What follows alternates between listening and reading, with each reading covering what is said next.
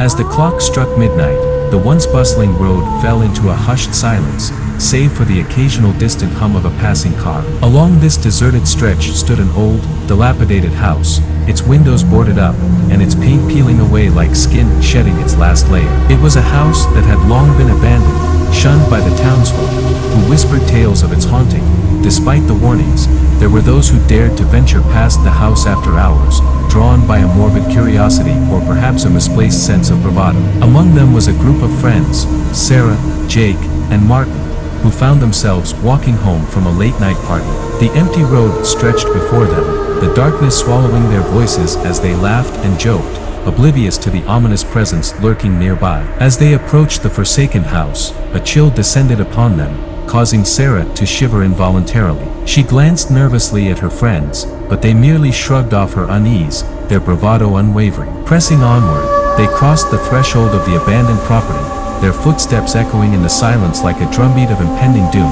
Suddenly, a blood-curdling scream pierced the stillness, freezing them in their tracks. It was the sound of a woman in agony, her cries echoing through the night like a ghostly lament. Sarah's heart pounded in her chest as she exchanged terrified glances with Jake and Alex, their faces drained of color in the moonlight. What was that? Alex whispered, his voice trembling with fear. Sarah shook her head, unable to find her voice amidst the terror that gripped her. They stood rooted to the spot, paralyzed by the chilling sound that seemed to emanate from the very walls of the abandoned house. Just as suddenly as it had begun, the scream ceased, leaving behind an eerie silence that was almost palpable. For a moment, they dared not move, fearing what lurked in the shadows around them. But the lure of the unknown proved too strong, and with trembling legs, they continued on their journey, each step heavier than the last.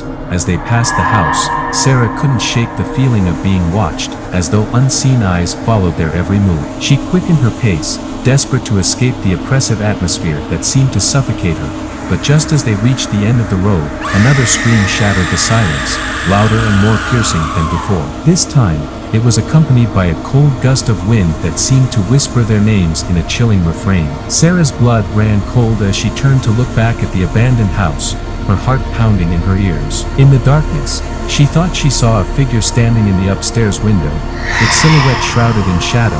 Without a word, they broke into a run, their footsteps echoing in the night as they fled from the haunted house and the horrors that lurked within. Behind them, the screams continued to echo, haunting them long after they had vanished into the safety of the night. As they reached the safety of their homes, Sarah couldn't shake the feeling that they had narrowly escaped something far more sinister than they could ever imagine. And as she lay awake in bed, listening to the distant echoes of the woman's screams, she knew that the abandoned house on the unbusy road held secrets that were better left undisturbed. In the next few days, one of them was thinking about this incident and want to confirm who is in the house and what she want, why she is disturbing the people. Is she died? If yes, then why people hear her screams, and if she is live, then why she do like that? He was thinking. Dozens of questions are coming in his mind, and he wants the answers of his all questions. Watch the next episode, which encounter with Martin.